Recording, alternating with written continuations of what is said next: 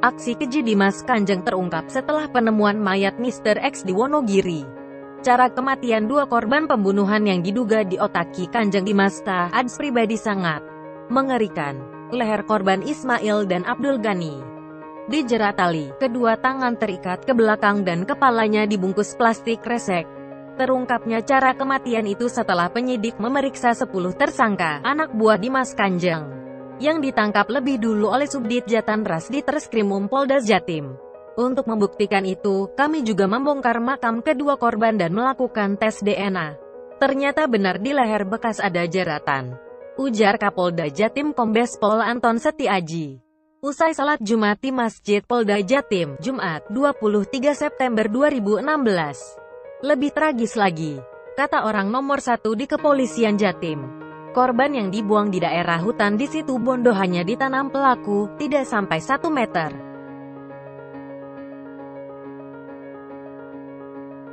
Akhirnya lokasi pembuangan mayat itu diceker-ceker anjing, kemudian warga sekitar berdatangan. Hingga polisi berusaha mencari informasi karena tak ada identitas sama sekali. Pelaku kami anggap tidak berkemanusiaan. Masak orang dibunuh dan dibuang begitu saja, tandas Kapolda. Untuk menguak siapa pembunuhnya, Kapolda mengakui cukup sulit. Karena dari lokasi penemuan mayat tidak ditemukan bukti sama sekali alias Mr. X. Bersamaan dengan itu, juga ditemukan mayat Mr. X di Wonogiri, Jateng dengan ciri yang sama. Leher bekas ada jeratan tali, tangan diikat ke belakang. Dari ciri-ciri yang ada, penemuan mayat pada Juli 2015 itu akhirnya diambil alih Polda Jatim.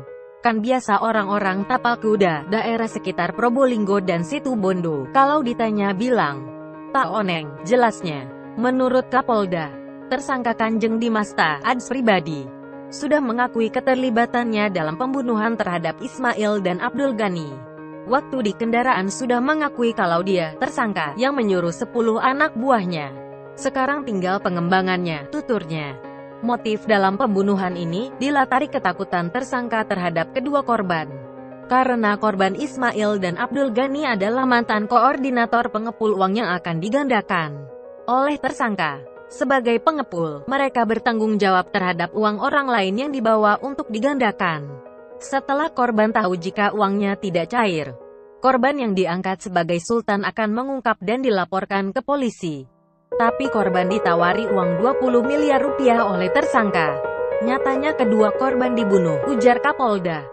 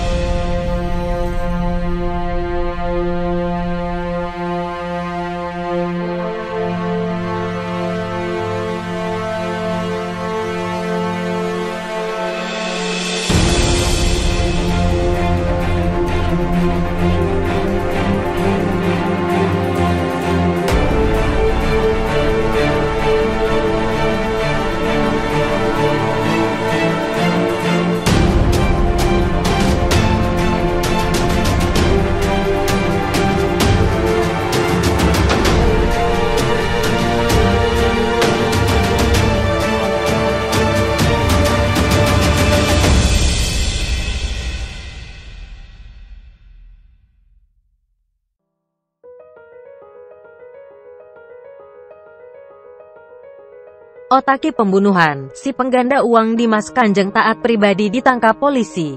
Dimas Kanjeng diamankan terkait dugaan keterlibatan dalam kasus pembunuhan Abdul Ghani.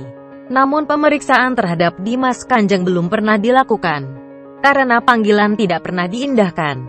Sampai akhirnya, kemarin, 22 September 2016, dilakukan penangkapan paksa terhadap Dimas Kanjeng.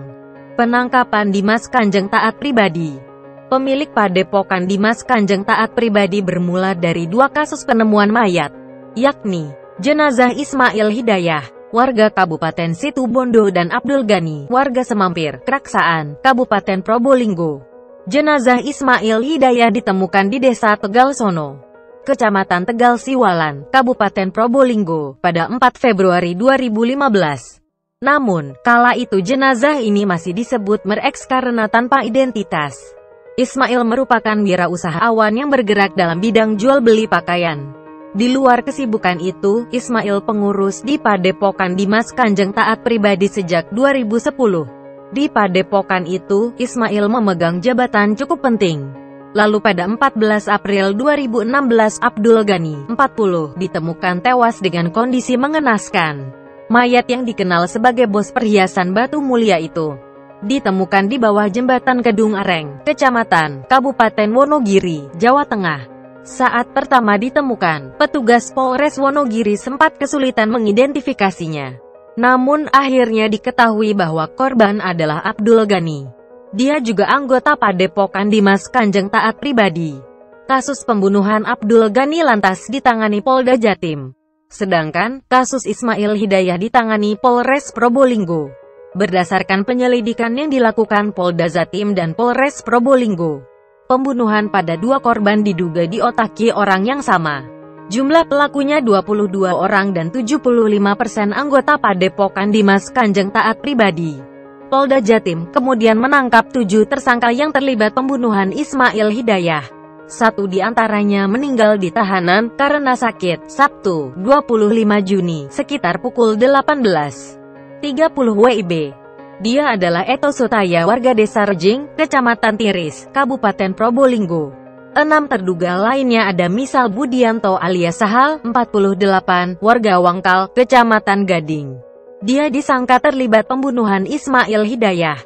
Usai menangkap Sahal, polisi mengamankan 6 lainnya, yaitu Kurniadi, 50, warga Emelirip, Kecamatan Jetis, Mojokerto. Tukijan, 50, warga Guntung Manggis, Kecamatan Landasan Ulin, Banjarmasin. Wahyu Wijaya, 50, warga Wangkal, Kecamatan Gading. Lalu, Samsudi, warga Liprak, Kecamatan Banyuanyar. Ahmad Siono, warga Kelurahan Manukan Kulon, Kecamatan Tandes, Surabaya. Mereka ditahan di Mapolda Jatim. Sementara, pelaku pembunuhan Abdul Ghani, ada 6 tersangka yang ditahan. Saat ini, polisi memburu 5 tersangka lain. Namun, namanya masih dirahasiakan. Dari hasil penyelidikan polisi, Abdul Ghani diduga dihabisi di Padepokan Dimas Kanjeng Taat Pribadi. Sehingga, polisi juga membekuk Dimas Kanjeng. Bahkan, polisi sampai menetapkan Dimas Kanjeng masuk daftar pencarian orang (DPO) berdasarkan surat nomor DPO 45 IX 2016 di Treskrimum tanggal 21 September 2016. Dasarnya, laporan polisi nomor LPB 17/4/2016 Jateng, Reswi, tanggal 14 April 2016 dan laporan polisi nomor LPA 162 V 2016 Jatim, RS Tanda Hubung PROB, tanggal 6 Juni 2016. Sehingga keluar surat perintah membawa nomor SPMS 2669B 3 2016 di Treskrimum tanggal 26 Juli 2016. Serta surat perintah penangkapan nomor SPK 157 IX 2016 di Treskrimum tanggal 10 September 2016. Dalam kasus Abdul Ghani, Dimas Kanjeng diduga melakukan tindak pidana dengan sengaja menyuruh dan direncanakan terlebih dahulu merampas nyawa orang lain, sehingga diancam karena pembunuhan berencana sebagaimana dimaksud pasal 340 KUHP subsidiar pasal 338 KUHP Jungto pasal 55 dan 56 KUHP. Kabid Humas Polda Jatim Kombes Raden Prabowo Argoyuwono mengatakan, Dimas Kanjeng ditetapkan menjadi tersangka 3 kasus. Kasus pembunuhan Ismail Hidayah dan Abdul Ghani, serta ada kasus penipuan. Dari 3 kasus ini, kasus Ismail Hidayah ditangani Polres Probolinggo. Dia dijemput paksa karena sudah berkali-kali dipanggil tidak datang, sehingga dijemput paksa, ujarnya.